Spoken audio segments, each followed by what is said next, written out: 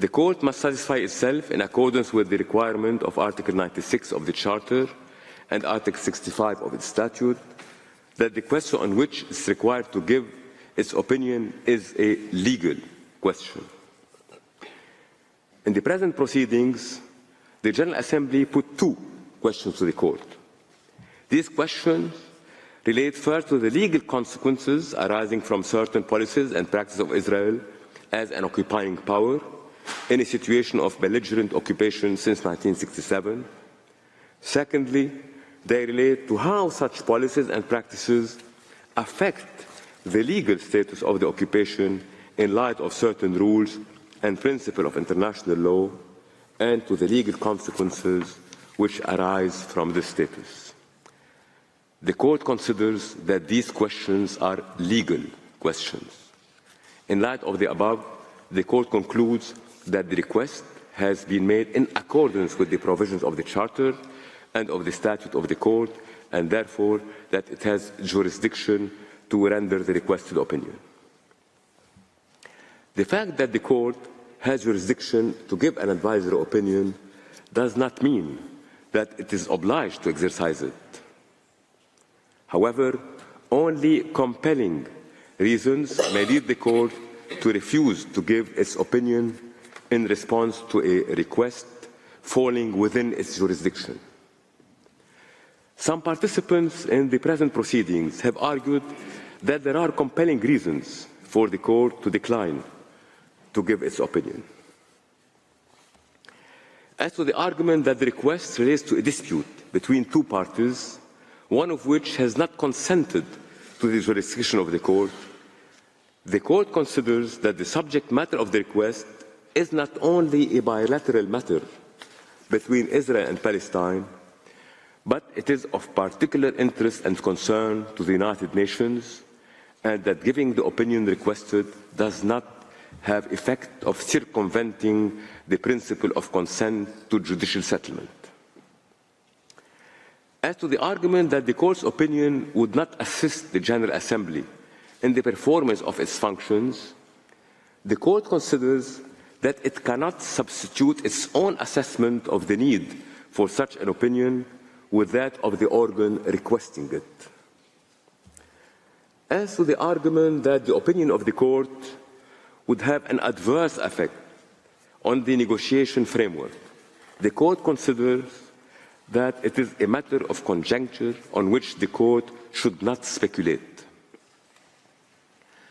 As to the argument that the Court does not have sufficient information to enable it to give an advisory opinion, the Court considers that it has before it sufficient information to decide legal questions in a manner consistent with its judicial function.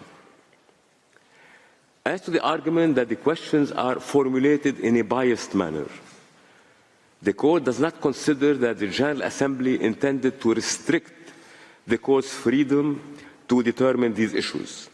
The Court will ascertain for itself whether Israel's policies and practices are in violation of the applicable rules and principles of international law before determining the legal consequences of any such violations.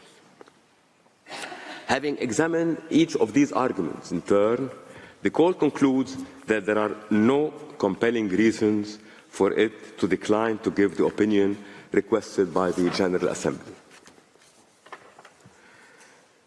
The Court then recalls the general context of the case before turning to the scope and meaning of the questions posed by the General Assembly. In this regard, the Court notes that the questions define the material, territorial, and temporal scope of the Court's inquiry. With regard to the material scope, questions A identifies three types of conduct, which question B describes as policies and practices of Israel. First, the ongoing violation by Israel of the right of the Palestinian people to self-determination.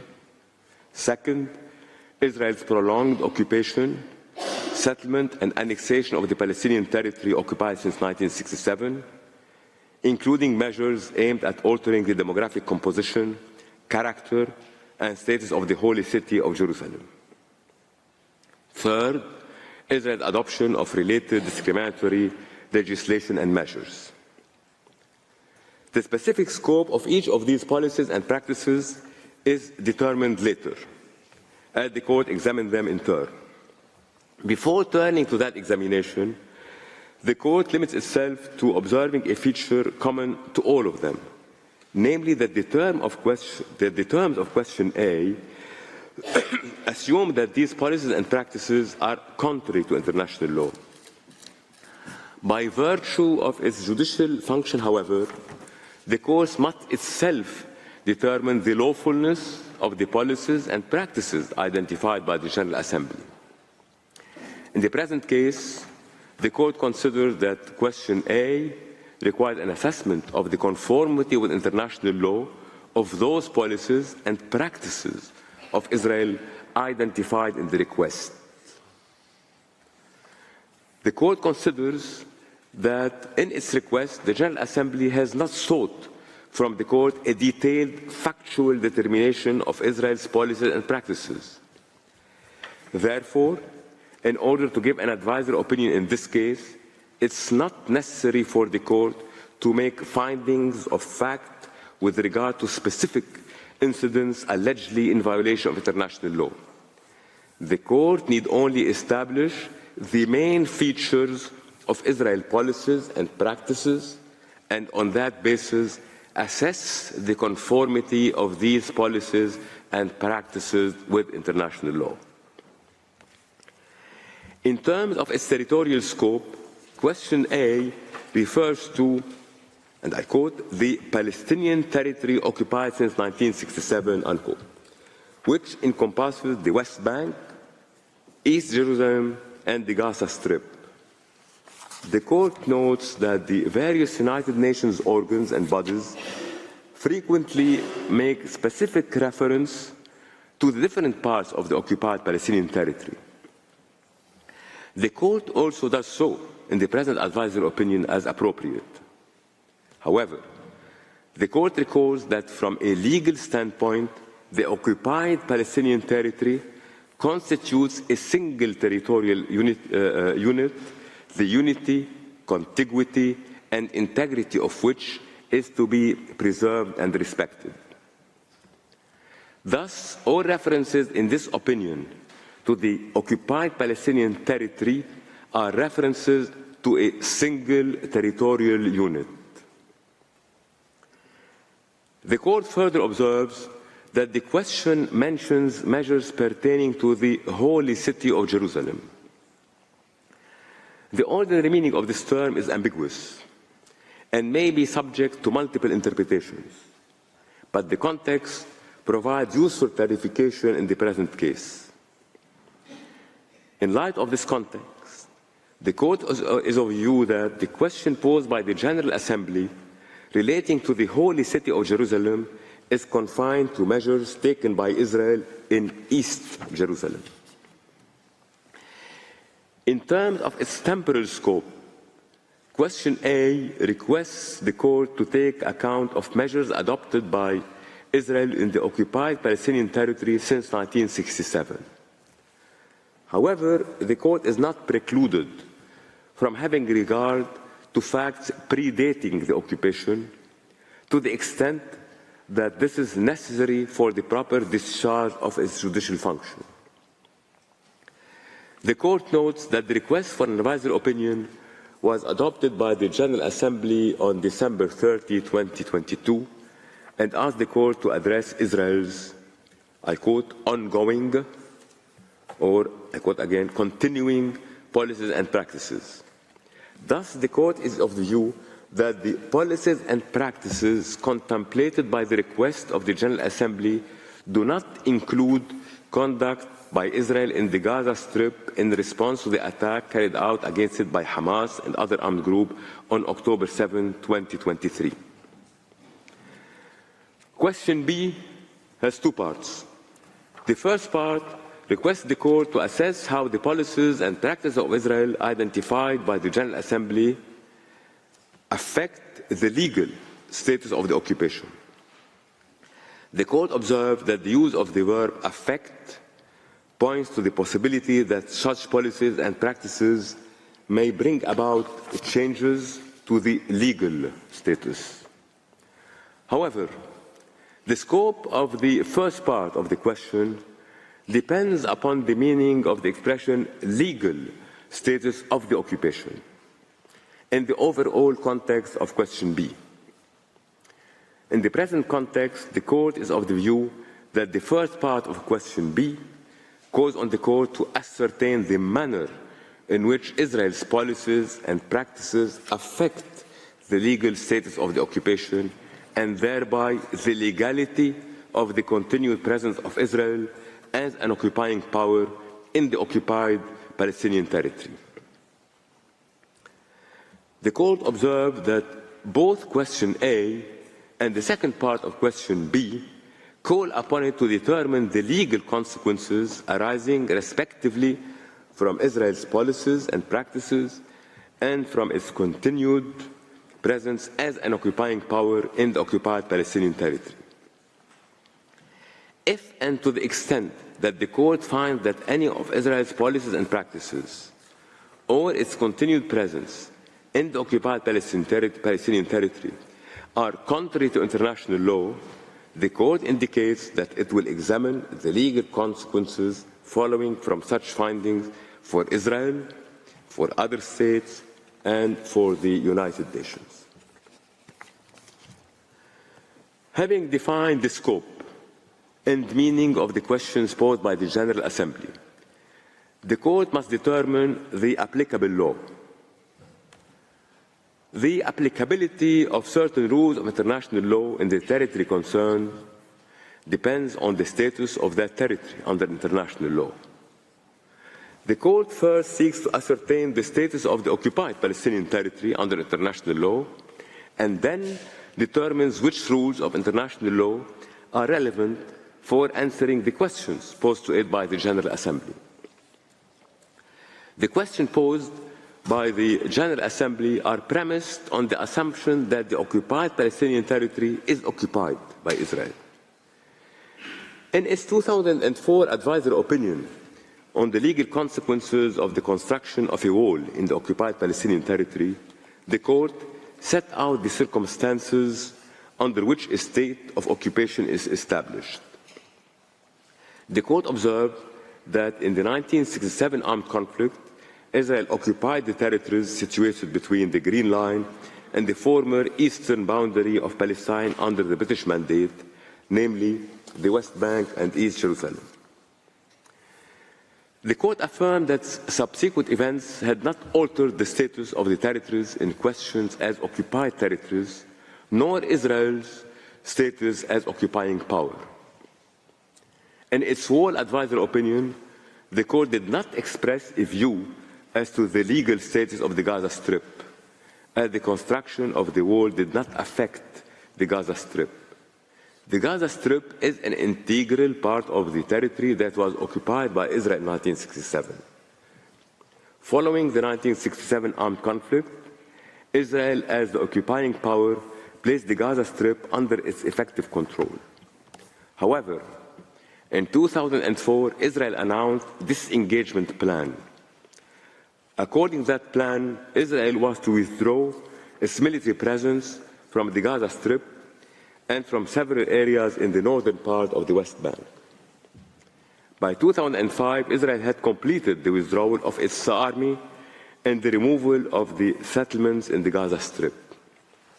The court notes that for the purpose of determining whether a territory remains occupied under international law, the decisive criterion is not whether the occupying power retained its physical military presence in the territory at all times, but rather whether its authority has been established and can be exercised.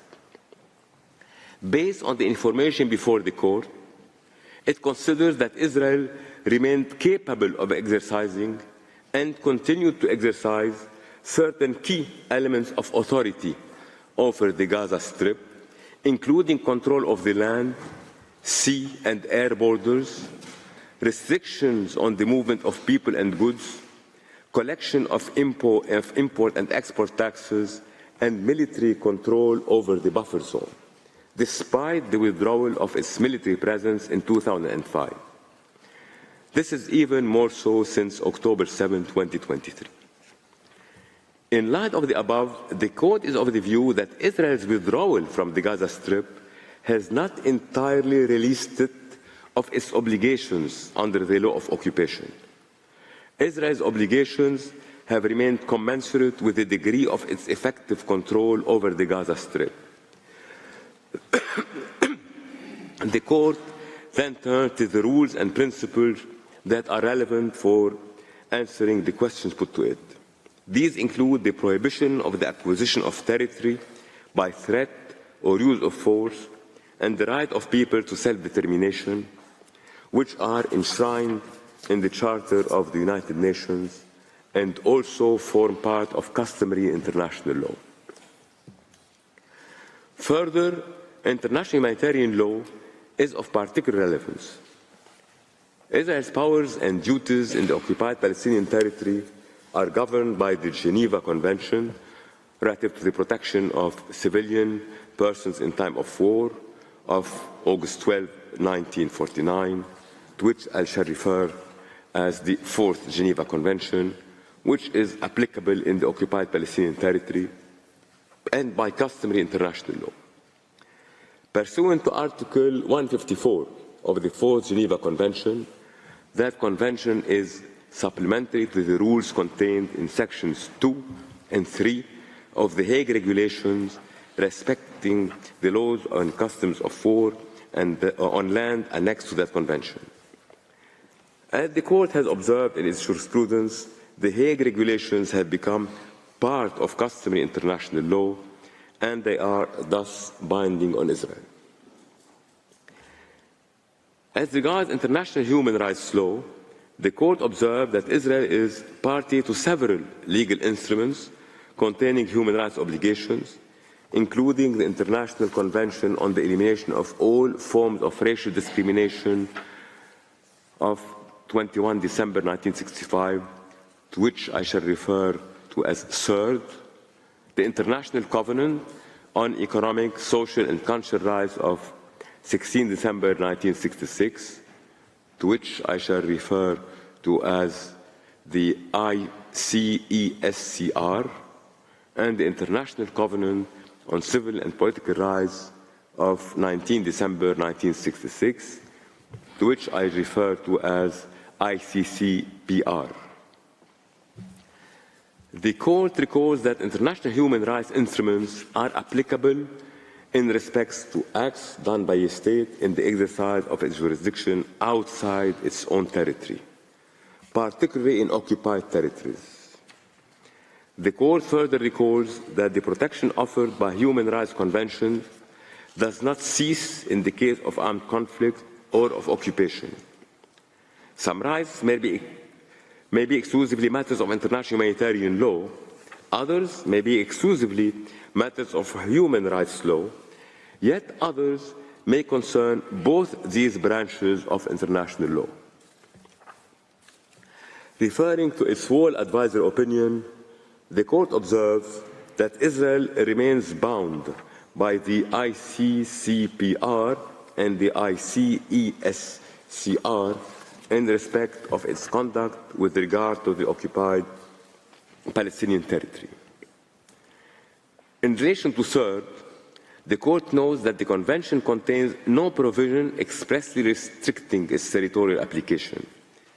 On the contrary, several of its provisions impose obligations on state parties that are applicable in territories under their jurisdiction or in relation to individuals within their jurisdiction. This indicates that CERD is also applicable to conduct of a state party which has effects beyond its territory. In the Court's view, Israel must comply with its obligations under CERD in circumstances in which it exercises its jurisdiction outside its territory. As several participants in the present proceedings expressed diverging views regarding the relevance of the accords signed in 1993 and 1995 by Israel and the Palestine Liberation Organization, also known as the Oslo Accords, the Court turns to those agreements. The parties to the Oslo Accord agreed to, and I quote, exercise their powers and responsibility pursuant to the accords with due regard to internationally accepted norms and principles of human rights and the rule of law, end of quote. The Court recalls that it considered in its sworn opinion that the legitimate rights of the Palestinian people recognized in the Oslo Accords includes the right to self-determination. The Court observed that in interpreting the Oslo Accords, it's necessary to take into account Article 47 of the Fourth Geneva Convention, which provides that the protected population shall not be deprived of the benefits of the Convention, and I quote, by any agreement concluded between the authorities of the occupied territories and the occupying power, end of quote. For all these reasons, the Court considers that these accords cannot be understood to detract from Israel's obligations under the pertinent rules of international law applicable in the occupied Palestinian territory. The Court then assesses the conformity of Israel's policies and practices in the occupied Palestinian territory as identified in Question A with its obligations under international law.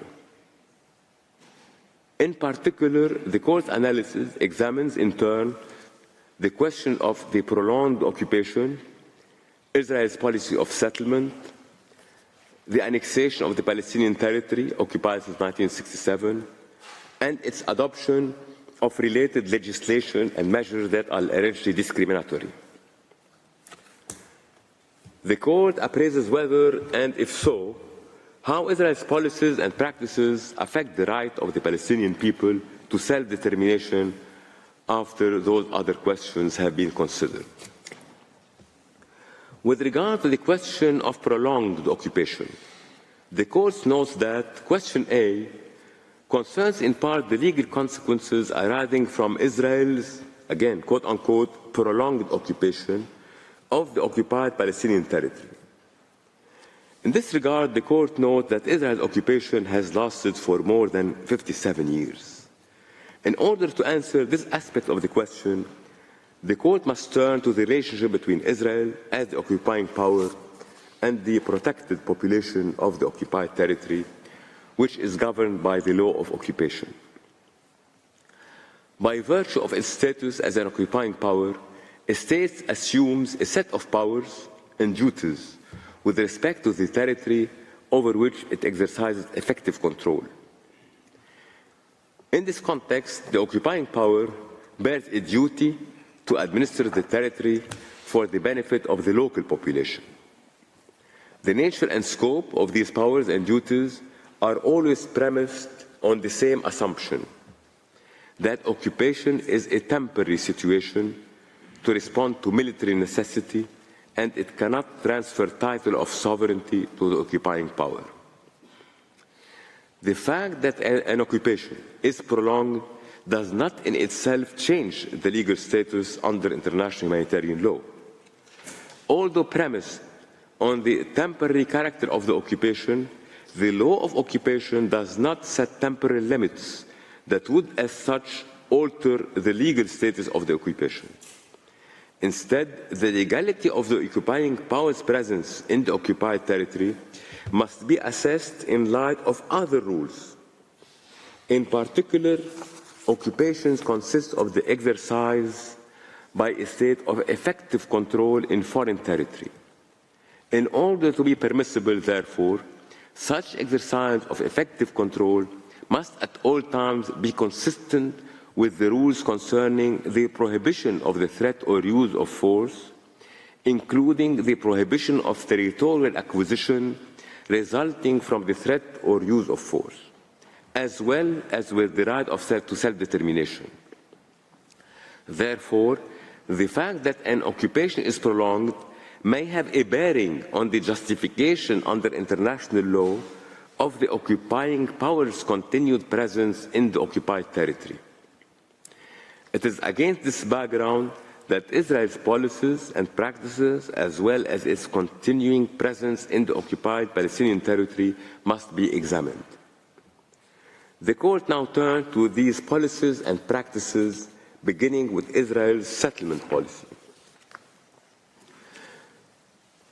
Question A, posed by the General Assembly, inquires in part about the legal consequences arising from Israel's settlement policy. The Court considered in this regard that the distinction that is sometimes made between settlements and outposts is immaterial for the purpose of ascertaining whether the communities in question form part of Israel's settlement policy. What matters is whether they are established or maintained with Israel's support. The Court further notes that between 1967 and 2005, Israel's settlement policy was carried out in the West Bank, East Jerusalem, and the Gaza Strip. Since the removal of Israel's settlement from the Gaza Strip in 2005, Israel's settlement policy has continued in the West Bank and East Jerusalem. The Court therefore limits its analysis to Israel's ongoing settlement policy in the West Bank and East Jerusalem. At the same time, the Court observes that Israel's settlement policy carried out in the Gaza Strip until 2005 was not substantially different from the policy that continues in the West Bank and East Jerusalem today. In its sworn advisory opinion, the Court found that Israel's settlement policy was in breach of the 6th paragraph of Article 49 of the 4th Geneva Convention, which provides that, I quote, "The occupying power shall not deport or transfer part of its own civilian population into the territory it occupies." End of quote. In the Court's view, there is nothing in the terms or the context of the provision or in the object and purpose of the drafting history of the 4th Geneva Convention to suggest that that provision prohibits only the forcible transfer of part of the occupying power's civilian population into the occupied territory. In the present case, there is extensive evidence of Israel's policy of providing incentives for the relocation of Israeli individuals and businesses into the West Bank, as well as for its industrial and agricultural development by settlers.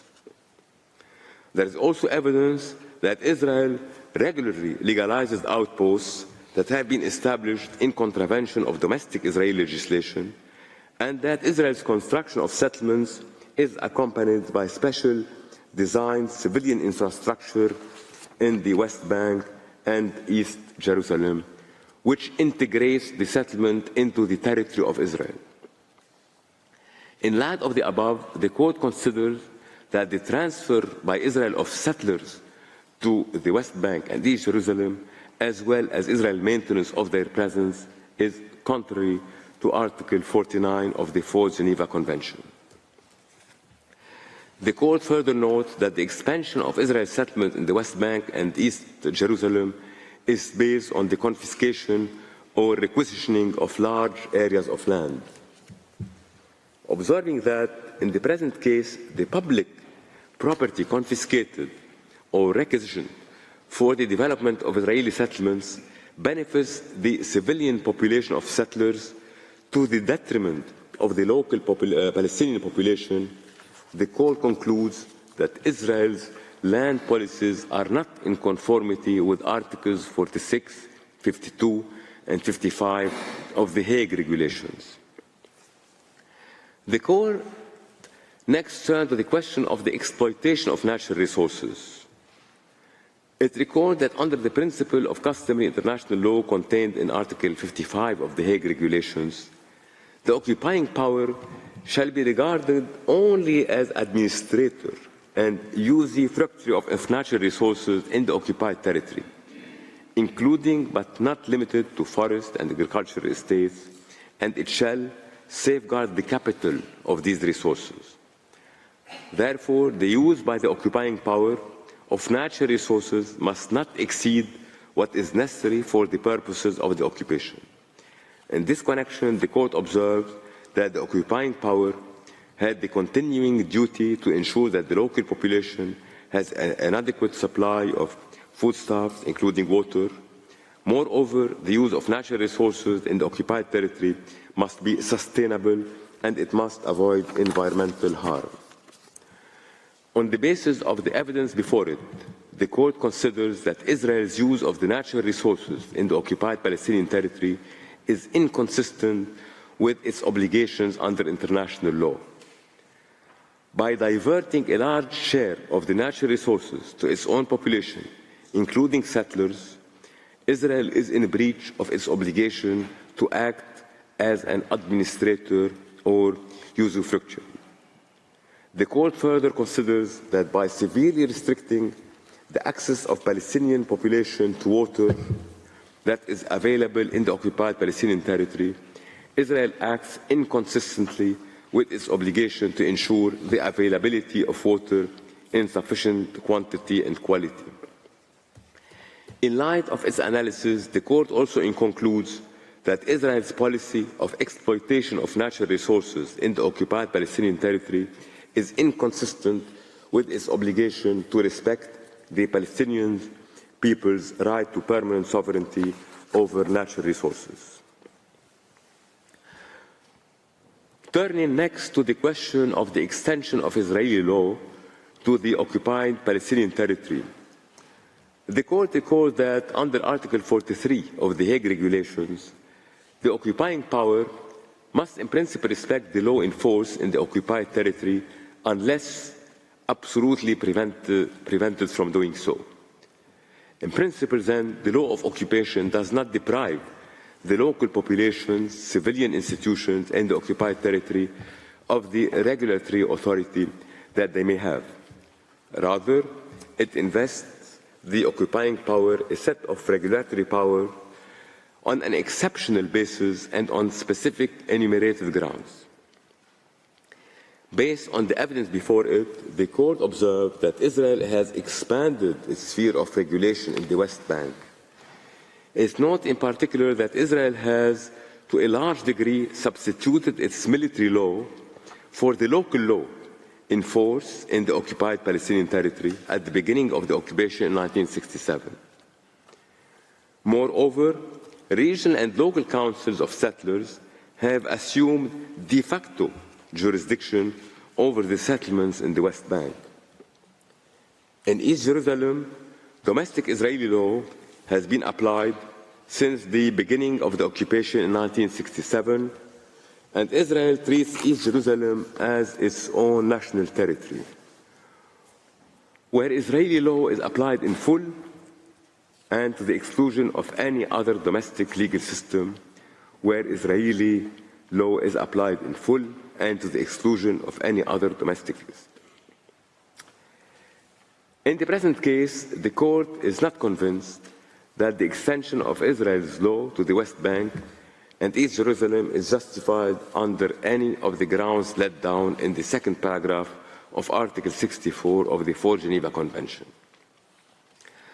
Furthermore, the comprehensive application of Israeli law in East Jerusalem, as well as its application in relation to settlers throughout the West Bank, cannot be deemed, quote-unquote, essential for any of the purposes enumerated in the second paragraph of Article 64 of the Fourth Geneva Convention. For these reasons, the Court considers that Israel has exercised its regulatory authority as an occupying power in a manner that is inconsistent with the rule reflected in Article 43 of the Hague Regulations and Article 64 of the Fourth Geneva Convention. The Court then turned to the effects of Israel's settlement policy on the departure of the Palestinian people.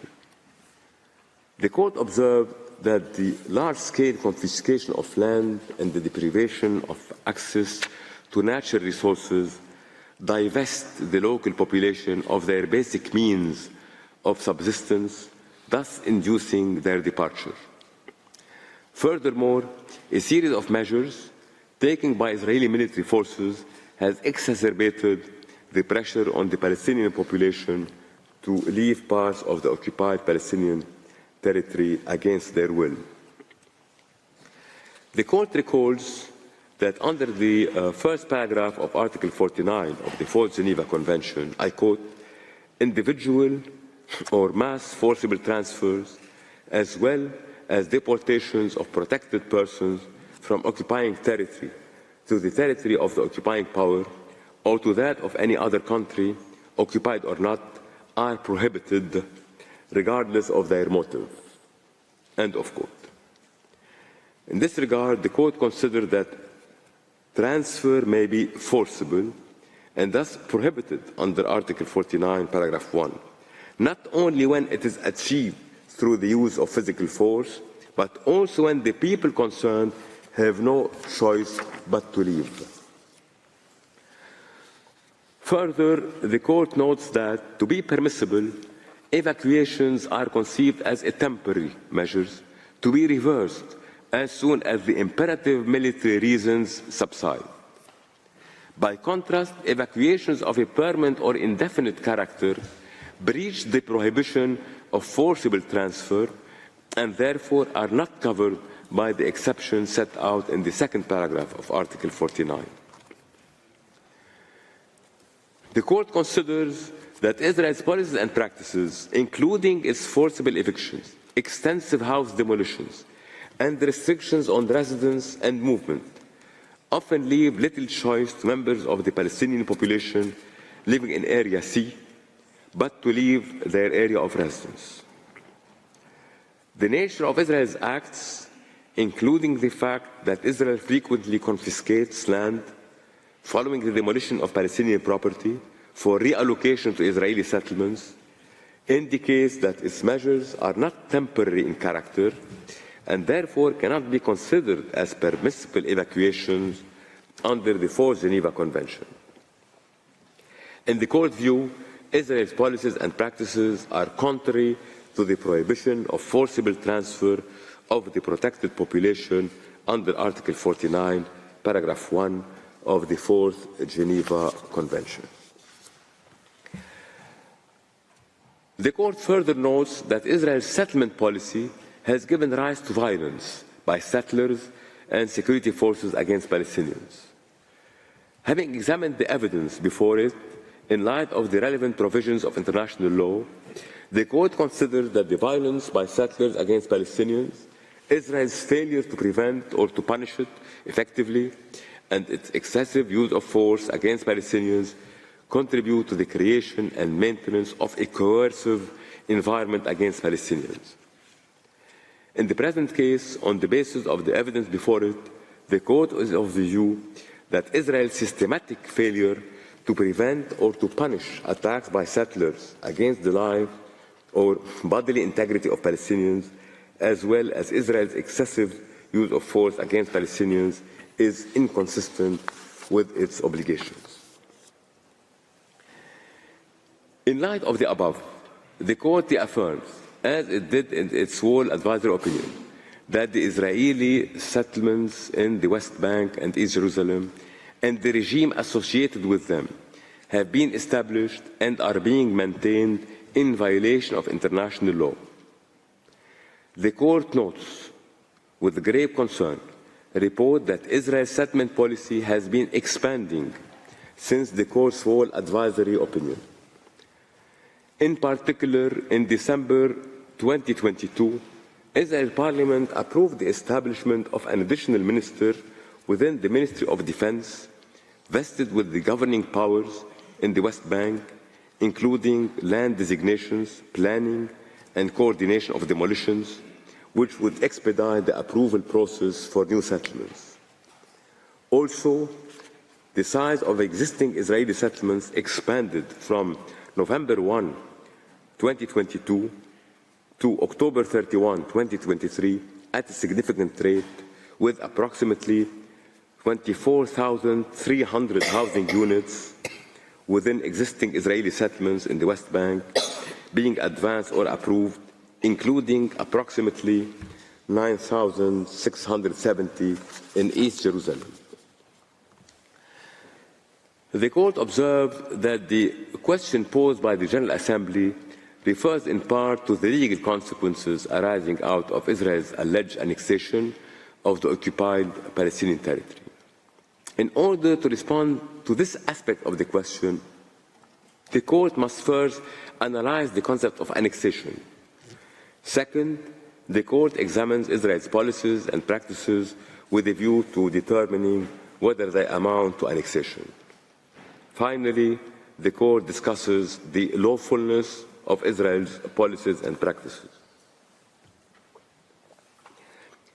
With regard to the concept of annexation, in the present context, the Court understands that to mean the forcible acquisition by the occupying power of the territory that it occupies, namely its integration into the territory of the occupying power.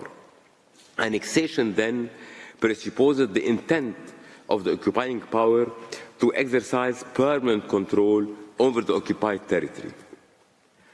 The Court recalls in this regard that under the law of occupation, the control of the occupied territory by the occupying power must be temporary in character. Consequently, conduct by the occupying power that displays an intent to exercise permanent control over the occupied territory may indicate an act of annexation. The assertion by the occupying power of permanent control of the occupied territory may manifest itself in a variety of ways. In this connection, the Court notes that a distinction between de jure and de facto annexation is occasionally made. Although differing in terms of the means through which the annexation is carried out, both types of annexation share the same objective: the assertion of permanent control over the occupied territory.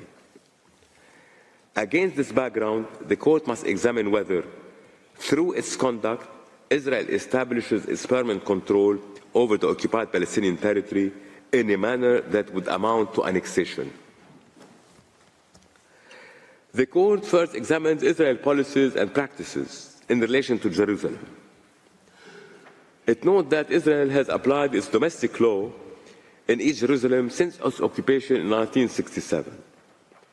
In 1980, Israel enacted domestic legislation in the form of a basic law proclaiming East Jerusalem as part of its capital. Israel has asserted that East Jerusalem is part of its territory, as evidenced by the notification of the Israeli government to the Secretary General of the United Nations, according to which, and I quote, "Jerusalem is not in any part occupied territory, is the sovereign capital of the State of Israel." End of quote. The absentee property law of 1950 has facilitated the confiscation of absentee property and its use for the expansion of Israeli settlements in and around the historical borders of the city. It's reported that approximately 230,000 persons live in 14 settlements established in East Jerusalem. The Court considers that Israel's measures in East Jerusalem create an inhospitable environment for the Palestinian population. Because Israel treats East Jerusalem as its own territory, it regards Palestinians residing there as foreigners, and it requires that they hold a valid residence permit. Israeli law has also put in place a building permit scheme, the violation of which results in demolition through an expedited procedure as well as steep fines. According to the Secretary General of the United Nations, Israel's process of land ownership registration is pursued in areas of Israeli settlement expansion, which would increase Israeli control over additional territory in East Jerusalem. Turning to Israel's settlement policy in the West Bank, the Court observed that pursuant to the basic law of 2018, the State of Israel, I quote, "views the development of Jewish settlement as a national value and shall act to encourage and promote its establishment and consolidation." End of quote. The displacement of the local population from the occupied territory, which sustains Israel's settlement policy, also advances the integration of the territory. Israeli policies and practices induce the departure of the Palestinian population from parts of the occupied Palestinian territory, notably from East Jerusalem and Area C in the West Bank. This in turn enables the further expansion of Israel's settlement policy and the ready integration of Palestinian territory into Israel. The court also recalls that Israel's practice of exploitation of the natural resources in the West Bank is inconsistent with the right of the Palestinian people to permanent sovereignty over natural resources. Israel's extension of its domestic law to the West Bank, notably to the settlements and over settlers, as well as its assumption of broader regulatory powers by virtue of the prolonged character of the occupation, entrenches its control over the occupied territory. Policies, practices, and other measures that are such as to bring the occupied territory into the occupying powers' permanent control constitute acts of annexation. Having examined Israel's policies and practices, both in relation to East Jerusalem and to the West Bank, with a view to determining whether they amount to annexation, the Court comes to the conclusion that Israel's policies and practices, including the maintenance and expansion of settlements, the construction of associated infrastructure and the wall, the exploitation of natural resources, the proclamation of Jerusalem as Israel's capital, the comprehensive application of Israeli domestic law in East Jerusalem, and its extensive application in the West Bank, entrench Israel's control of the occupied Palestinian territory, notably of East Jerusalem and of Area C of the West Bank. These policies and practices are designed to maintain in place indefinitely, to remain in place indefinitely and to create irreversible effects on the ground. Consequently, the Court considered that these policies and practices amount to annexation of large parts of the occupied Palestinian territory. It is the view of the Court that to seek to acquire sovereignty over an occupied territory, as shown by the policies and practices adopted by Israel in East Jerusalem and the West Bank, is contrary to the prohibition of the use of force in international relations and its corollary principle of the non-acquisition of territory by force. The manner in which the annexation affects the legal status of the occupation and thereby the legality of the continued presence of Israel is discussed later in the advisory opinion. The Court then examined the question of discriminatory legislation and measures. Recalling the wording of question A and the conclusion it reached with regard to the interpretation of the question, it noted that it must itself determine whether the legislation and measures identified by the request of the General Assembly are discriminatory. In this regard, the Court first considers that it has to limit its analysis to legislation and measures that are closely linked to the policies and practices discussed previously. Second, the question covers Israel's legislation and measures only to the extent that they apply in the occupied Palestinian territory. Third, the question is confined to the potentially discriminatory character of Israel's legislation and measures. Having thus defined the scope of question A, the Court turned to the concept of discrimination. It considers that common to all of the relevant provisions of international law is the concept of differential treatment between persons belonging to different groups.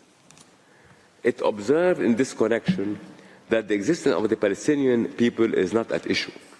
Therefore, in the Court's view, differential treatment of Palestinians can give rise to discrimination. In order to answer question A, the Court first examines the effects that Israel's residence permit policy in East Jerusalem has on Palestinians in the occupied Palestinian territory. The Court then turned to the restrictions imposed by Israel on the movement of Palestinians in the occupied Palestinian territory.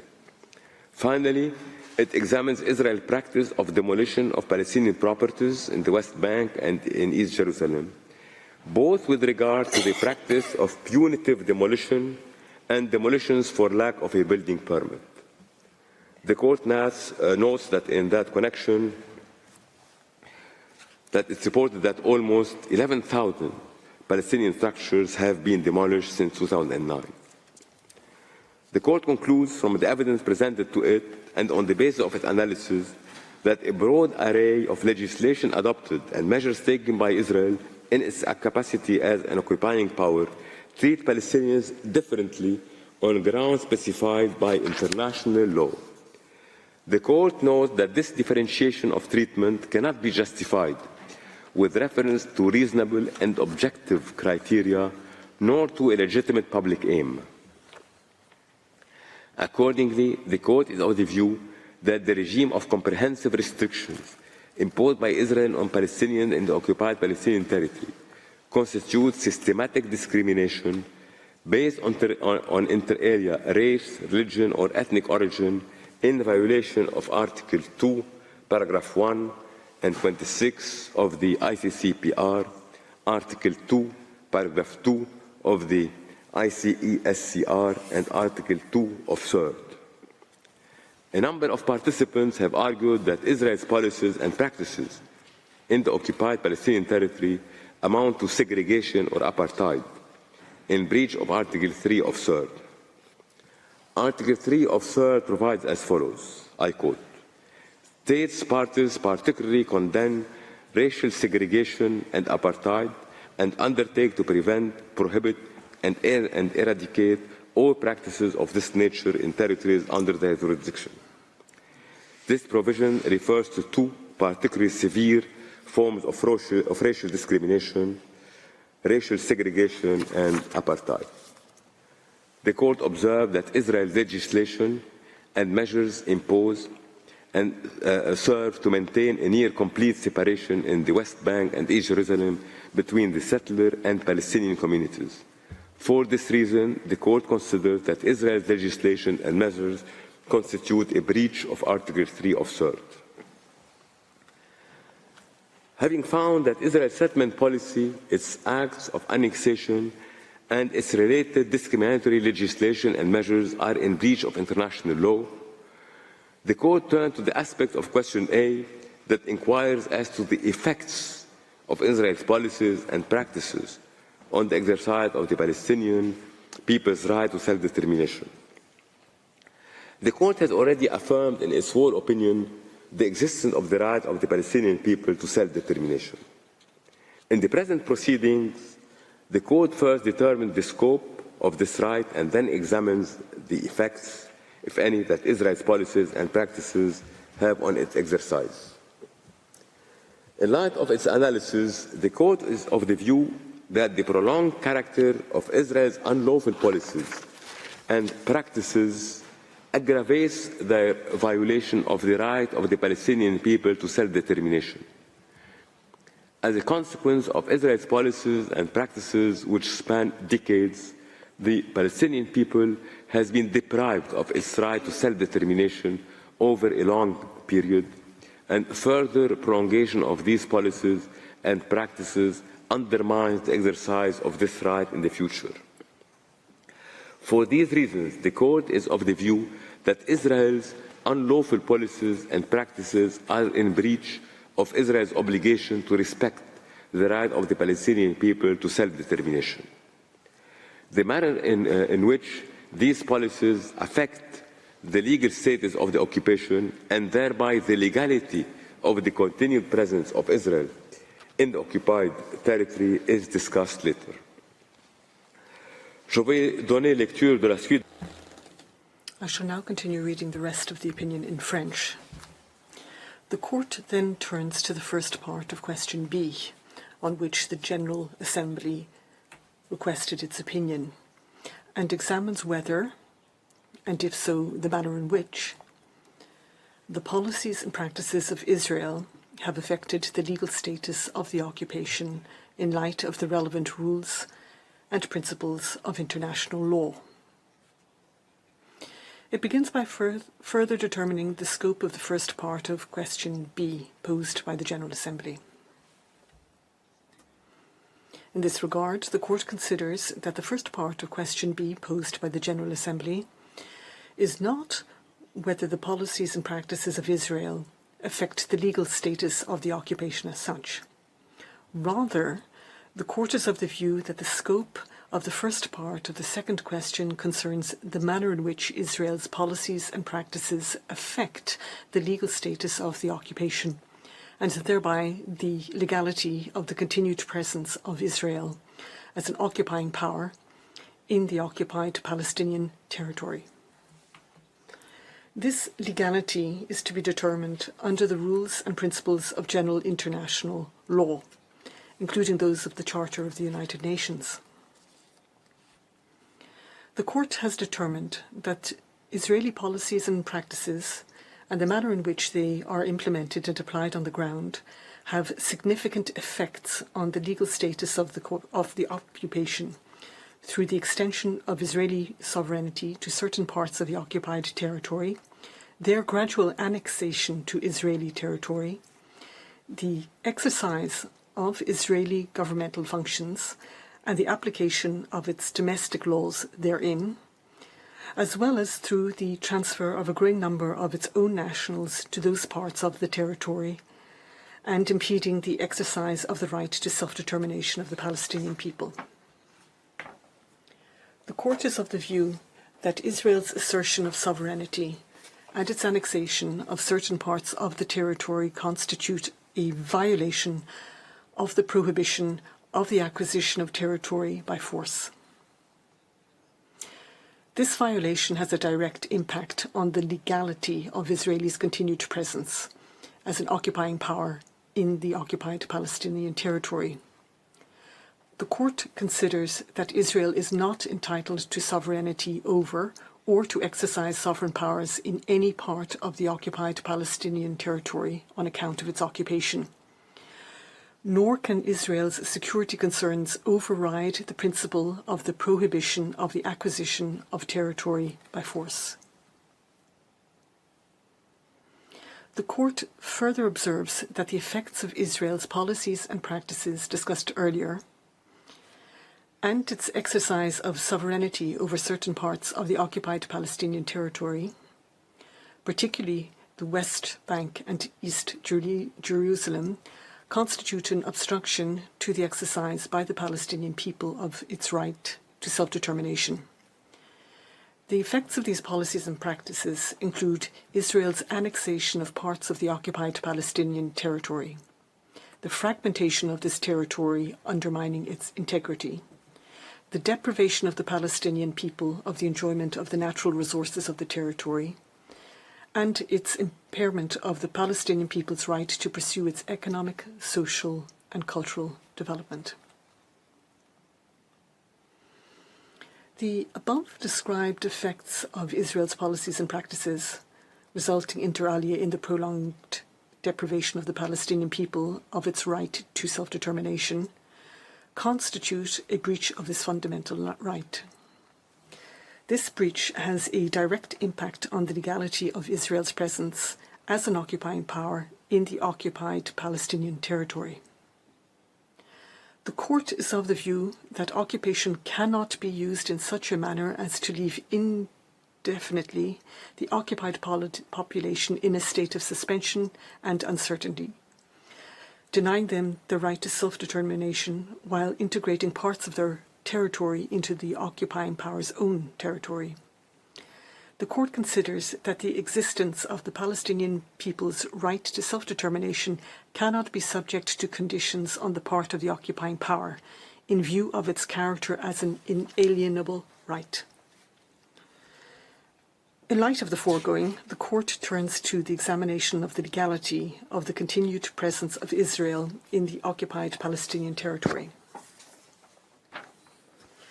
The Court considers that the violations by Israel of the prohibition of the acquisition of territory by force and of the Palestinian people's right to self-determination have a direct impact on the legality of the continued presence of Israel as an occupying power in the occupied Palestinian territory. The sustained abuse by Israel of its position as an occupying power through annexation and an assertion of permanent control over the occupied Palestinian territory and continued frustration of the right of the Palestinian people to self-determination violates fundamental principles of international law and renders Israel's presence in the occupied Palestinian territory unlawful.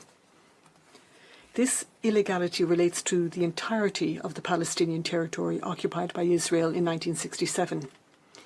This is the territorial unit across which Israel has imposed policies and practices to fragment and frustrate the ability of the Palestinian people to exercise its right to self-determination, and over large swathes of which it has extended Israeli sovereignty in violation of international law.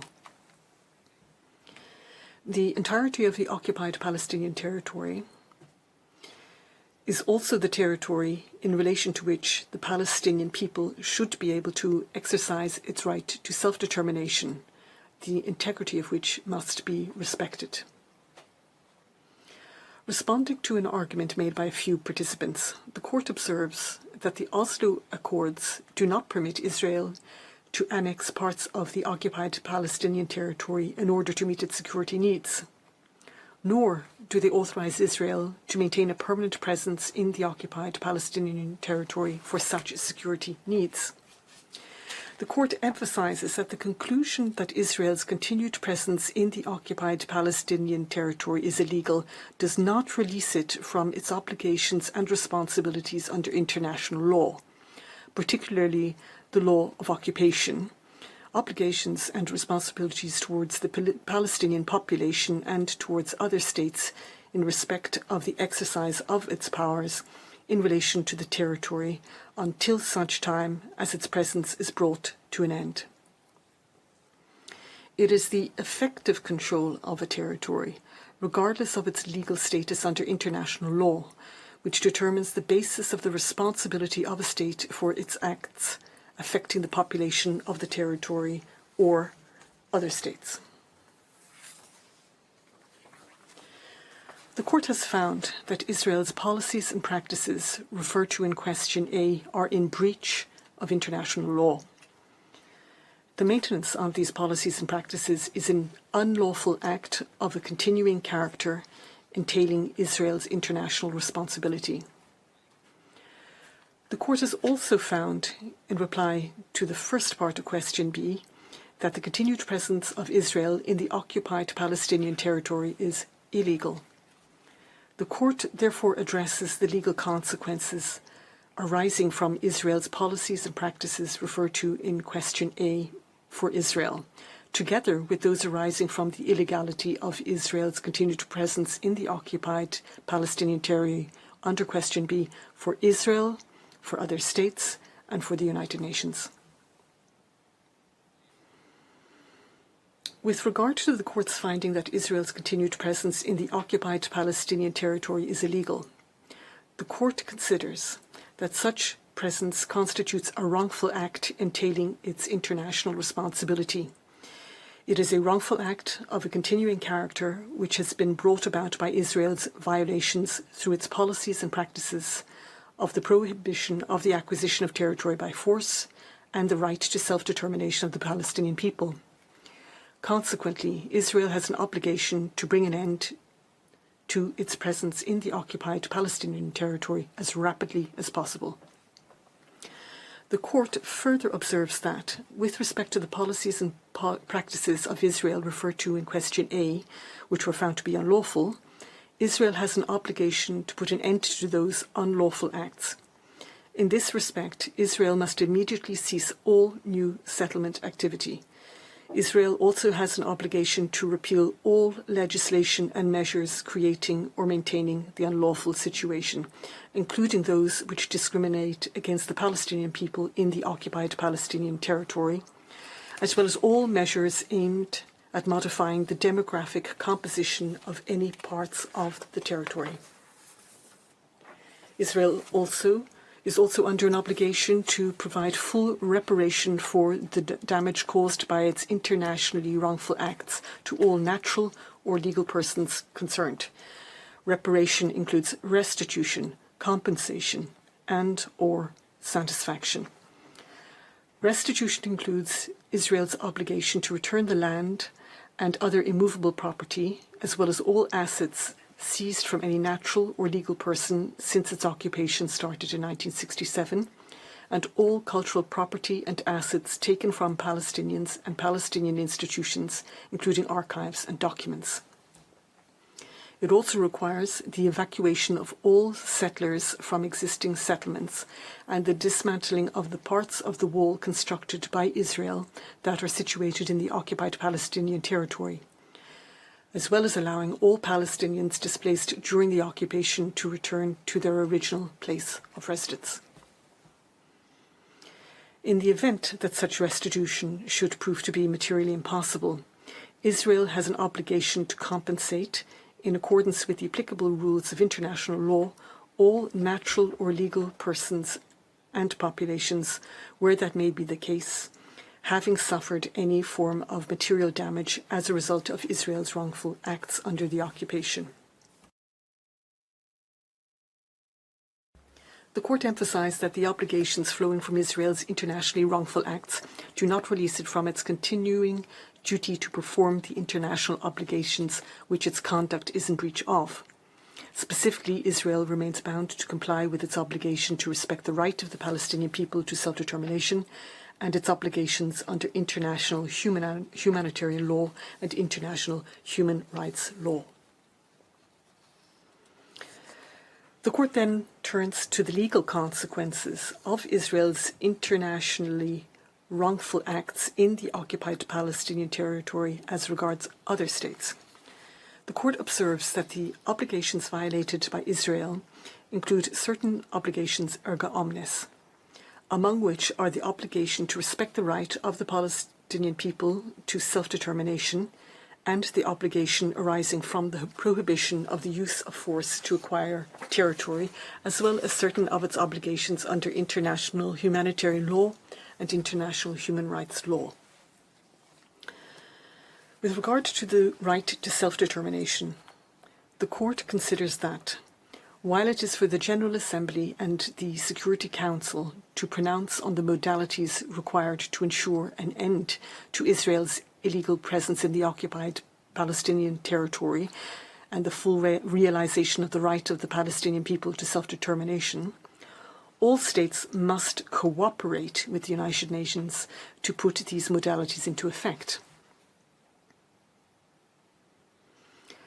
As regards the prohibition of the acquisition of territory by force, taking note of the resolutions of the Security Council and General Assembly, the Court is of the view that Member States are under an obligation not to recognise any changes in the physical character or demographic composition, institutional structure, or status of the territory occupied by Israel on the 5th of June 1967, including Jerusalem, East Jerusalem, except as agreed by the parties to the conflict through negotiations, and to distinguish in their dealings with Israel between the territory of the State of Israel and the Palestinian territory occupied since 1967.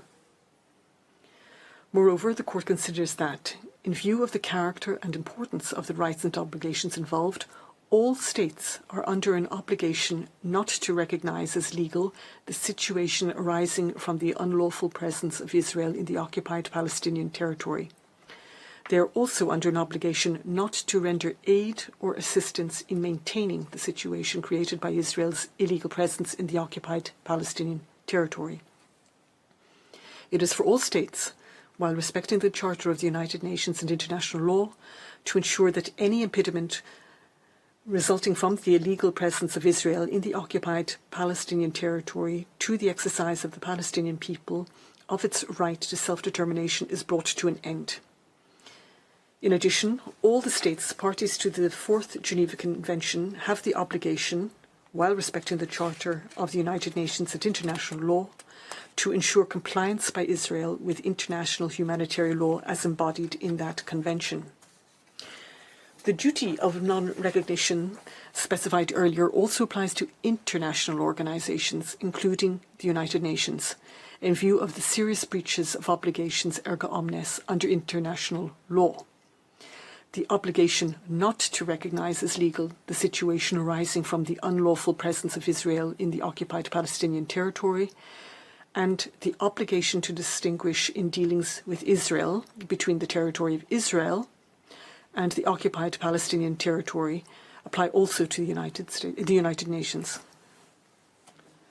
Finally, the Court is of the view that the precise modalities to bring to an end Israel's unlawful presence in the occupied Palestinian territory is a matter to be dealt with by the General Assembly, which requested this opinion, as well as the Security Council.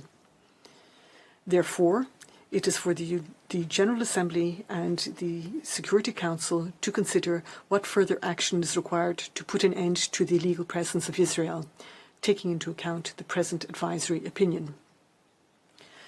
The Court considers it important to stress, as it did in its Wall advisory opinion, I quote, "the urgent necessity for the United Nations as a whole to redouble its efforts to bring the Israeli-Palestinian conflict, which continues to pose a threat to international peace and security, to a speedy conclusion, thereby establishing a just and lasting peace in the region." End of quote. The Court also considers that the realisation of the right of the Palestinian people to self-determination, including its right to an independent and sovereign state, living side by side in peace with the State of Israel, within secure and recognised borders for both states, as envisaged in resolutions of the Security Council and General Assembly, would contribute to regional stability and the security of all states in the Middle East. The Court emphasises that its reply to the questions put to it by the General Assembly rests on the totality of the legal grounds set forth by the Court above, each of which is to be read in the light of the others, taking into account the framing by the Court of the material, territorial and temporal scope of the questions. I'll now read in English paragraph 285, which contains the operative clause of the opinion. For these reasons, the Court, 1, unanimously finds that it has jurisdiction to give the advisory opinion requested. 2, by 14 votes to 1, decides to comply with the request for an advisory opinion. In favor, President Salam, Judges Tamka, Abraham, Yusuf, Shway, Bandari, Iwasawa, Nolte, Chargeworth, Brand, Gomez-Robledo, Cleveland, Oresco, Tladi. Against, Vice President Sebutinde. By 11 votes to 4, is of the opinion that the State of Israel's continued presence in the occupied territory is unlawful. In favor, President Salam, Judges Yusuf, Shway, Bandari, Iwasawa, Nolte, Chargeworth, Brand, Gomez-Robledo, Cleveland, Tladi. Against, Vice President Sebutinde, Judges Tamka, Abraham, Uresco. By 11 votes to 4, is of the opinion that the State of Israel is under an obligation to bring to an end its unlawful presence in the occupied Palestinian territory as rapidly as possible. In favor, President Salam, Judges Yusuf, Shway, Bandari, Iwasawa, Nolte, Chargeworth, Brand, Gomez-Robledo, Cleveland, Tladi. Against, Vice President Sebutinde, Judges Tamka, Abraham, Uresco. By 14 votes to 1, is of the opinion that the State of Israel is under an obligation to cease immediately all new settlement activities and to evacuate all settlers from the occupied Palestinian territory. In favor, President Salam, Judges Tomka, Abraham, Yusuf, Shway, Bandari, Iwasawa, Nolte, Charlesworth, Brand, Gomez Robledo, Cleveland, Uresco, Tladi. Against, Vice President Sibotinde. By 14 votes to 1, is of the opinion that the State of Israel has the obligation to make reparation for the damage caused to all natural or legal persons concerned in the occupied Palestinian territory. In favor, President Salam, Judges Tomka, Abraham, Yusuf, Shway, Mandari, Iwasawa, Nolte, Charlesworth, Brand, Gomez Robledo, Cleveland, Uresco, Tladi. Against, Vice President Sibotinde. By 12 votes to 3, is of the opinion that all states are under an obligation not to recognize as legal the situation arising from the unlawful presence of the State of Israel in the occupied Palestinian territory and not to render aid or assistance in maintaining the situation created by the continued presence of the State of Israel in the occupied Palestinian territory. In favor, President Salam, Judges Tomka, Yusuf, Shway, Bandari, Iwasawa, Nolte, Charlesworth, Brand, Gomez Robledo, Cleveland, Tladi. Against, Vice President Sibotinde, Judges Abraham, Uresco. By 12 votes to 3, is of the opinion that international organizations, including the United Nations, are under an obligation not to recognize as legal the situation arising from the unlawful presence of the State of Israel in the occupied Palestinian territory. In favor, President Salam, Judges Tomka, Yusuf, Shway, Bandari, Iwasawa, Nolte, Charlesworth, Brand, Gomez Robledo, Cleveland, Tladi. Against, Vice President Sibotinde, Judges Abraham, Uresco. By 12 votes to 3, is of the opinion that the United Nations, and especially the General Assembly, which requested this opinion, and the Security Council should consider the precise modalities and further action required to bring to an end as rapidly as possible the unlawful presence of the State of Israel in the occupied Palestinian territory. In favor, President Salam, Judges Tomka, Yusuf, Shway, Bandari, Iwasawa, Nolte, Charlesworth, Brand, Gomez Robledo, Cleveland, Tladi. Against, Vice President Sibotinde, Judges Abraham, Uresco. I shall now call upon the Registrar to read the operative part of the opinion in French. Monsieur le Greffier. Mr. Registrar. For these reasons, the Court, 1. Unanimously finds that it has jurisdiction to give the advisory opinion requested. 2. By 14 votes to 1, decides to comply with the request for an advisory opinion. In favour, Mr. Salam, President, Judges Tomka, Abraham, Yusuf, Ms. Shway, Bandari, Mr. Iwasawa, Nolte, Charlesworth, Brandt, Gomez Robledo, Cleveland, Uresco, Tladi. Against, Vice President Sibotinde. 3. By 11 votes to 4, is of the opinion that the State of Israel's continued presence in the occupied Palestinian territory is unlawful. In favour, President Salam, Judges Yusuf, Shway, Bandari, Iwasawa, Nolte, Charlesworth, Brandt, Gomez Robledo, Cleveland, Tladi. Against, Vice President Sibotinde, Judges Tomka, Abraham, Uresco. 4. By 11 votes to 4, is of the opinion that the State of Israel is under an obligation to bring an end to its unlawful presence in the occupied Palestinian territory as rapidly as possible.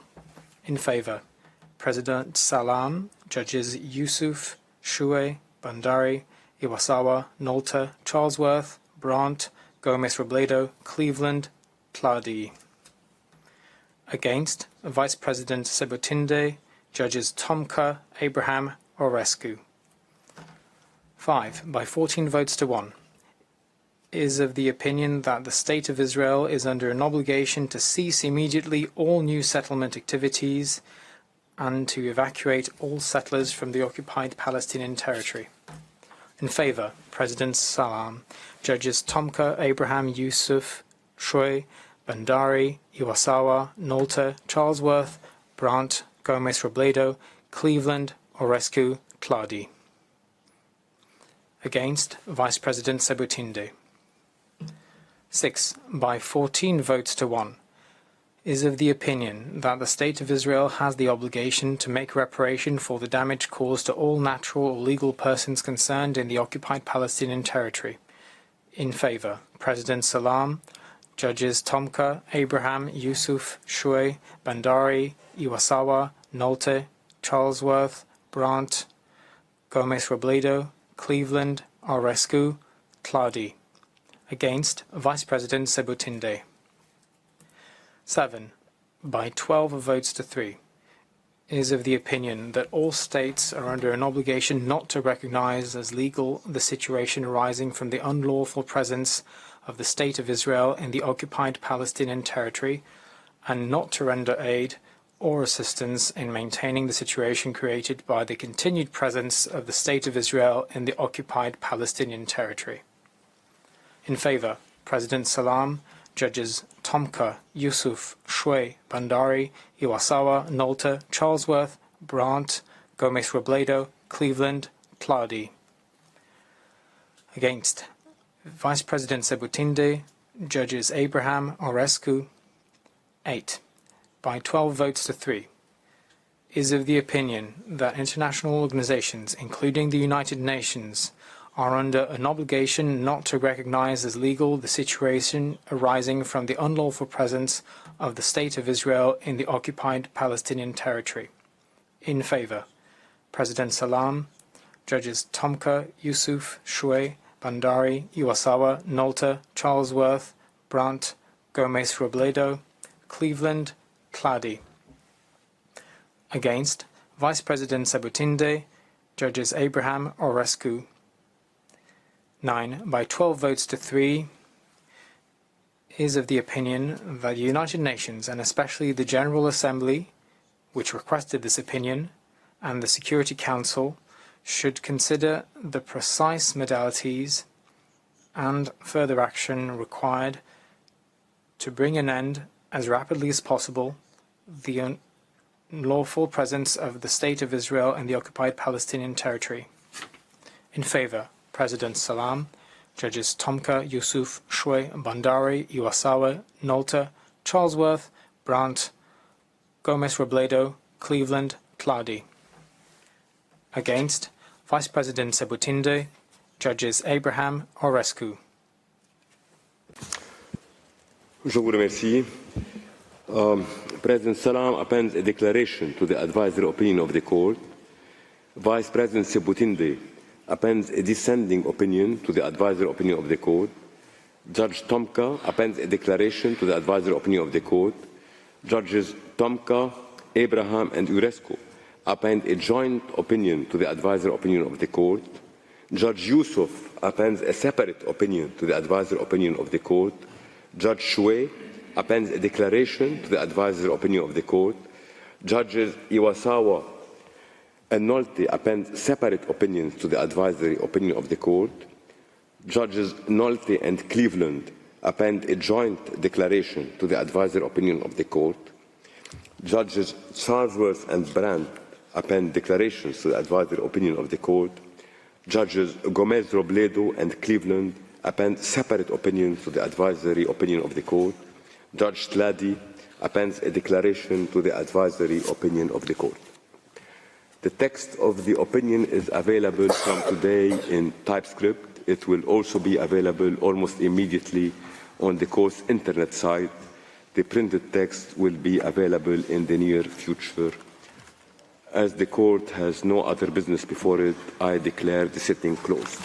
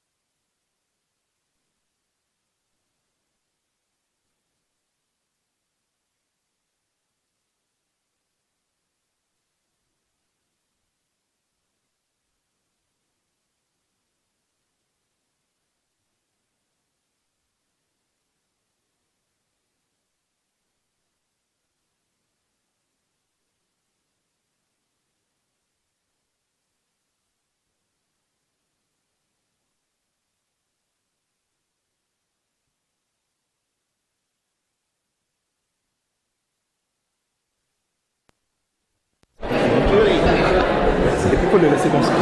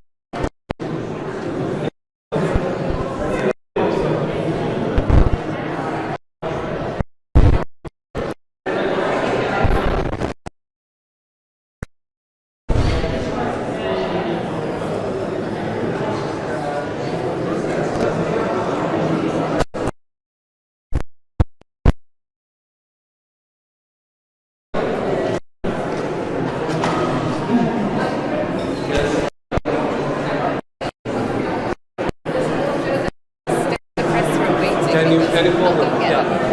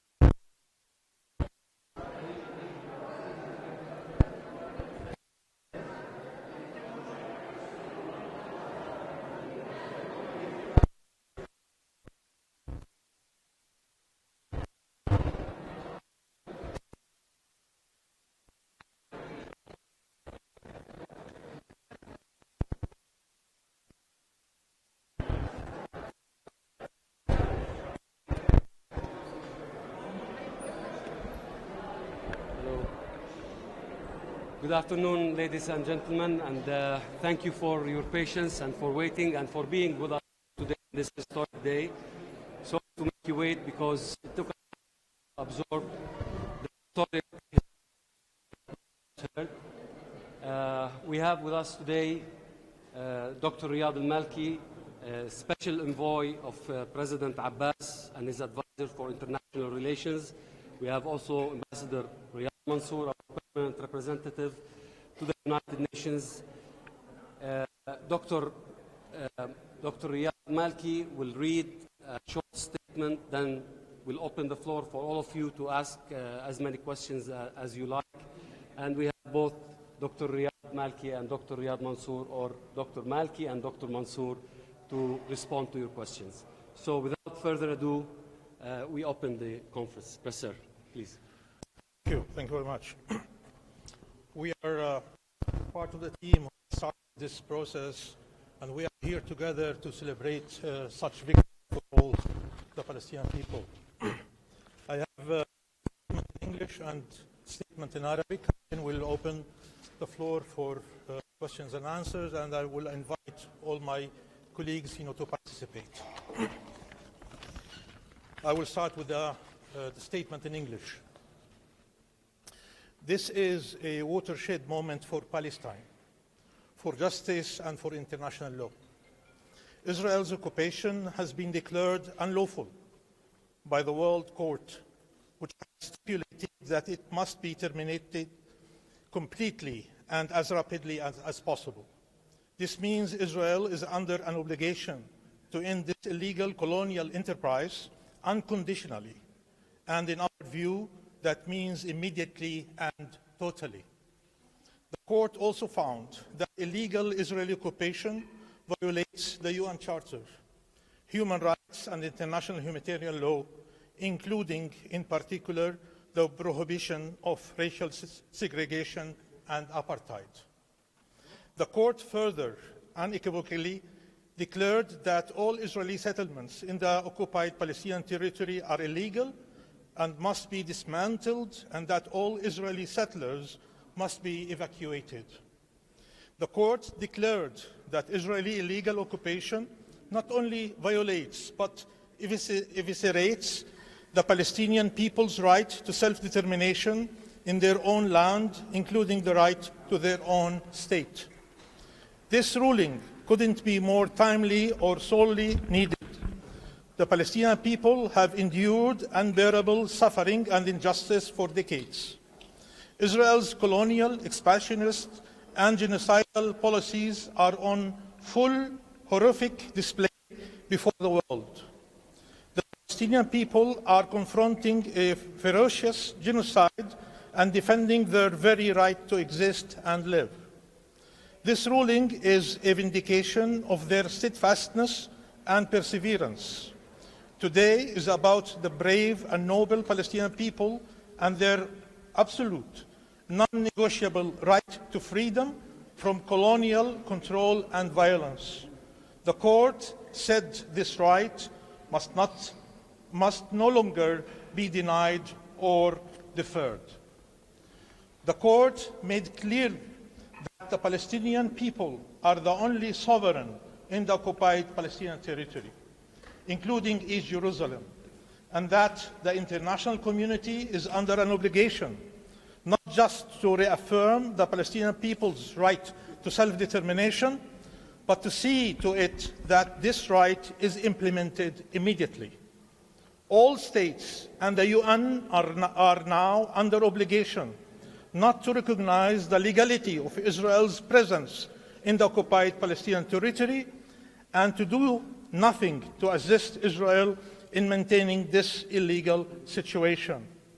They are directed by the court to bring Israel's illegal occupation to an end.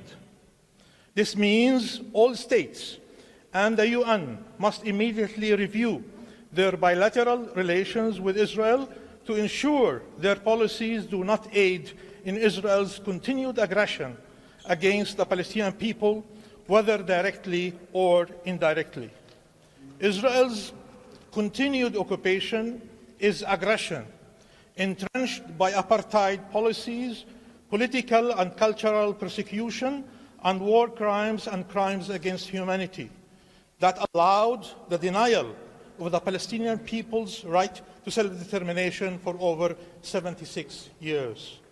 It is enabled and prolonged by impunity that has allowed Israel to commit the unthinkable genocide, which is now unfolding before the world in Gaza and across the occupied Palestinian territory.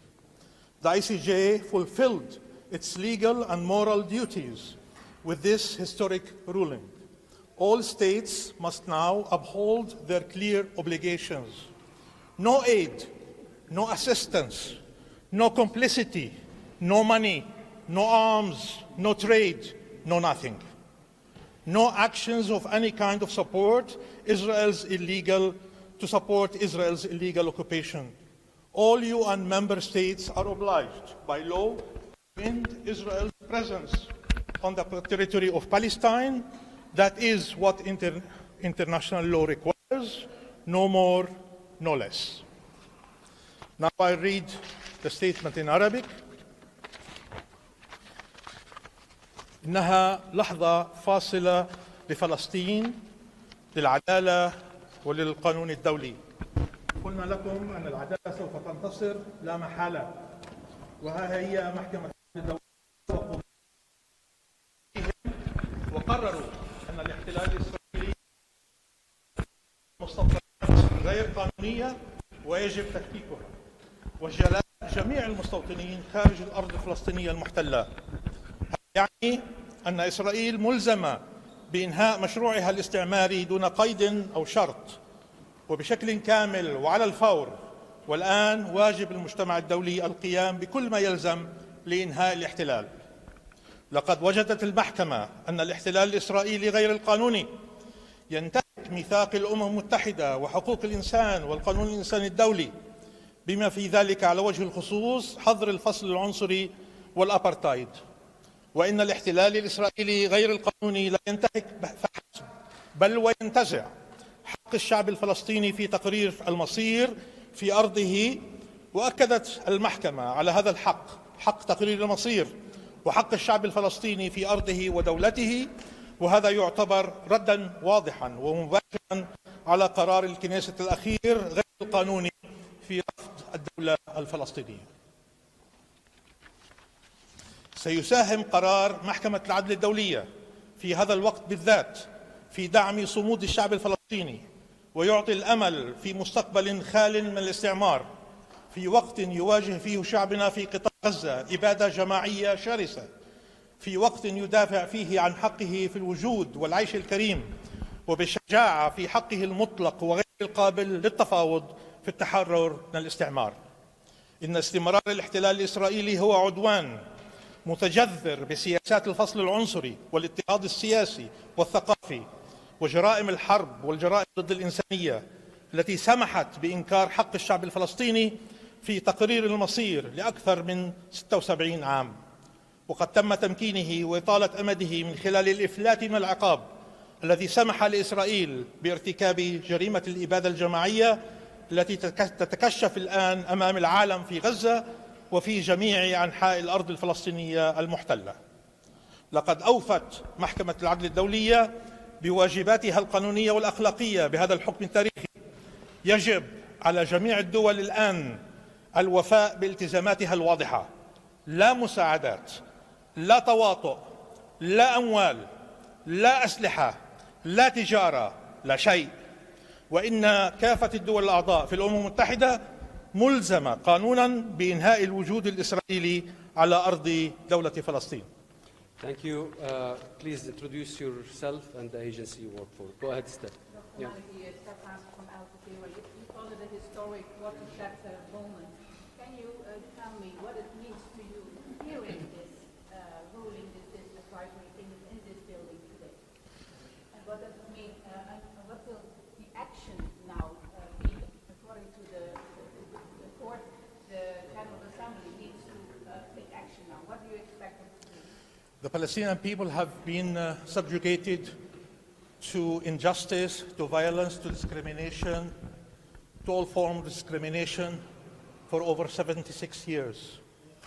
And they have been waiting for partial justice, not to expect full justice. And we have waited for this moment.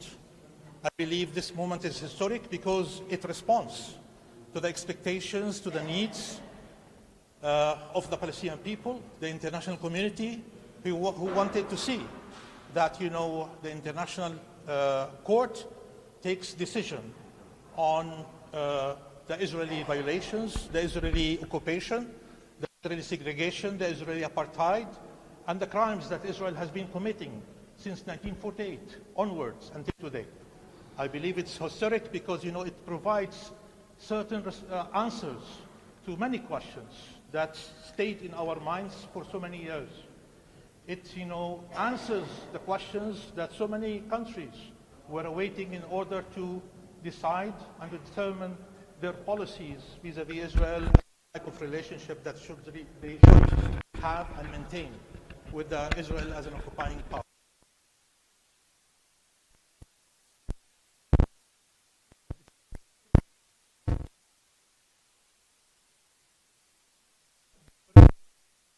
Suffering has been recognized.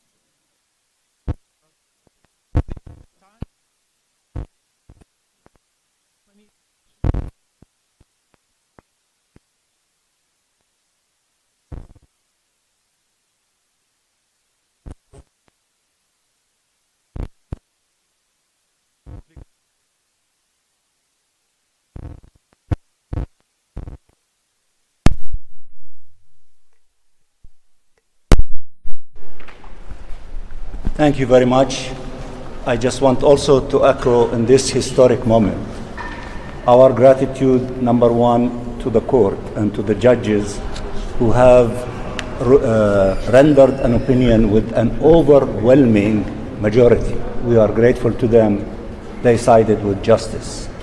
And also I want to say we are so proud of our political team, the best team of Palestinian ambassadors who led this process over so many years to reach this moment. Along with them, a formidable legal team, the best of the best in this business. Some of them are with us, some maybe are not with us here, but we are grateful for them for translating into legal language the political plan that we articulated for them. All that is finished. Our people deserve much more than that. Our people want to put an end to this occupation. What happened today is a significant step in the direction of ending occupation and attaining the inalienable rights of the Palestinian people, including their right to self-determination, statehood, and the right of the refugees to return. We will study thoroughly the 140 pages of the opinion. We will dissect every sentence. We will study all the nuances. We will consult with an army of friends at the United Nations and in all corners of the globe in order to set the stage for the following stage after we receive this formidable, opinion. We will go to the General Assembly as requested by the court in saying that the General Assembly should deal with the modalities for ending this occupation as quickly as possible, along also with the Security Council. We knocked on the doors of every part of the United Nations system, the General Assembly, the Security Council, the Human Rights Council over the years, fighting for justice for our people and our rights. We did not accomplish these objectives. We have now an additional force by the highest legal system in the globe, the ICJ, to add to the arsenals that we have in order to continue resisting this illegal occupation, bringing it to an end, and to allow people to live in freedom and dignity. We will share with you every step of the way, as we have done all the time. We will tell you our plans, we will tell you what we will do, and we will produce a masterpiece of a resolution in the General Assembly in line with this historic decision of the ICJ. We are grateful to all of you. We are grateful for you covering these stories with us all the time. Next, please. Go ahead.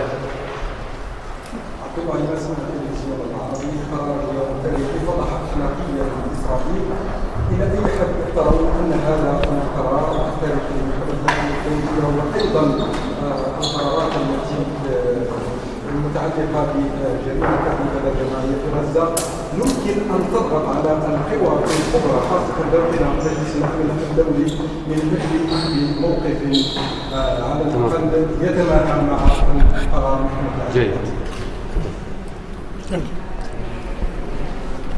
As I said, عفوا، هذا القرار بطبيعة الحال تاريخي وسيساعد في زيادة محاصرة الذين مصرين على رفض الحقوق الوطنية للشعب الفلسطيني، إنهاء الاحتلال ووقف المجزرة والإبادة الجماعية في غزة. نحن نعتقد أن هذا القرار التاريخي سيسهم بشكل فعال وإيجابي في الضغط على هؤلاء الذين يقوموا بهذه الحرب الهمجية ضد أهلنا خاصة في قطاع غزة لوقفه، وكذلك في الاستمرار في مسيرتنا التاريخية للوصول إلى إنهاء الاحتلال وإنجاز الحقوق الوطنية الثابتة للشعب الفلسطيني. كما قلت سندرس، سندقق، وسنصل إلى أفضل الطرق الممكنة التي كيف نوظف فيها هذا الفتوى الاستشارية العظيمة التاريخية من قبل محكمة العدل الدولية على طريق النضال ومسيرة الكفاح التي يقوم بها الشعب الفلسطيني الصامد على الأرض.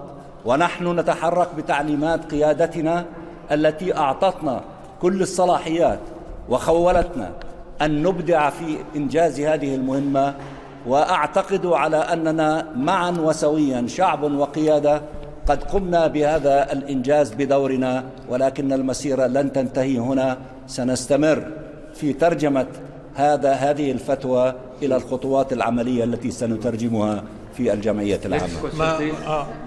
ما أريد أن أقول هنا أنه من خلال التوجه الذي قامت به الجمعية العامة في طرح الأسئلة، كان هناك سؤال له علاقة بدور ومسؤوليات الدول حيال هذا الموضوع والرأي الاستشاري، وبالتالي الآن أمام هذه الدول المسؤولية التاريخية بالتعامل مع هذا الرأي الاستشاري بكل جدية ومهنية مطلوبة، وهذا مهم جدا. لا يجوز على الإطلاق التجاهل أو تغاضي عن مثل هذا الرأي الاستشاري.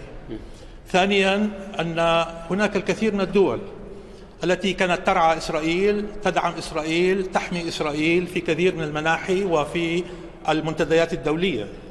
هذه الدول الآن تجد نفسها أمام تحدي كبير، عليها أن تتعامل مع هذا الرأي الاستشاري بكل مسؤولية، أن تلتزم به وتتعامل معه بجدية عالية، وإلا تسقط هذه الدول في هذا الاختبار القانوني، وسوف تسقط ليس فقط على هذا المستوى وإنما أيضا تسقط على المستويات السياسية الأخرى. لهذا السبب نحن نرى أن هذا القرار هو قرار يحمل في طياته الكثير من المعاني، ويتطلب من الكثير من الدول التعامل معه بأعلى مستويات الجدية وتطبيقه بما جاء بحرفياته لأهمية محتواه. تفضل. محمد، تلفزيون فلسطين.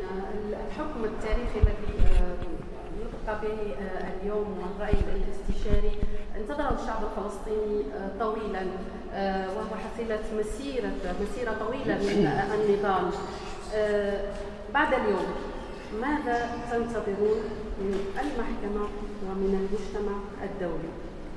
أعتقد أن المحكمة أنهت مهمتها من خلال أنها نطقت بهذا القرار وبرأيها الاستشاري الذي حمل بطياته الإجابات على كثير من الأسئلة والتساؤلات التي كانت تراودنا وتراود الكثير من الدول والمسؤولين على مدار سنوات طويلة. هي بالتالي أغلقت هذه الحقبة من الزمن وأجابت على كثير من الأسئلة. الآن المطلوب هو في كيفية ترجمة ما جاء من هذه الآراء والإجابات القانونية، ترجمتها إلى خارطة الطريق نتعامل معها بكل حرفية كما أشار الدكتور منصور في كيفية التعامل معها وترجمتها للاستفادة منها إلى أقصى درجات الاستفادة. نحن سعداء اليوم ونفتخر بما حققناه بتعليمات وتوجيهات مباشرة من القيادة وعلى رأسها السيد الرئيس محمود عباس، ولكن هذا هو الخطوة الأولى، يجب أن يلحقها خطوات عديدة كثيرة، وهذا يتطلب منا أن نبدأ الآن المرحلة الجديدة في العمل من خلال تحديد ما هو مطلوب وفي كيفية الاستفادة من كل ما سمعناه من 140 صفحة من الرأي الاستشاري لترجمتها إلى خطوات تحقق الإنجازات المطلوبة لشعبنا الفلسطيني. Any other questions?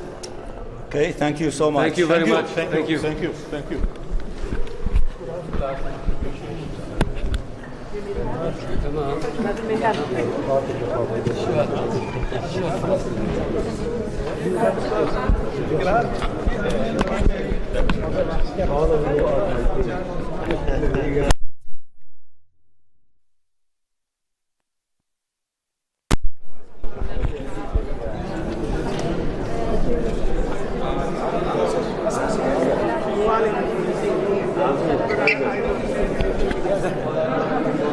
Institution.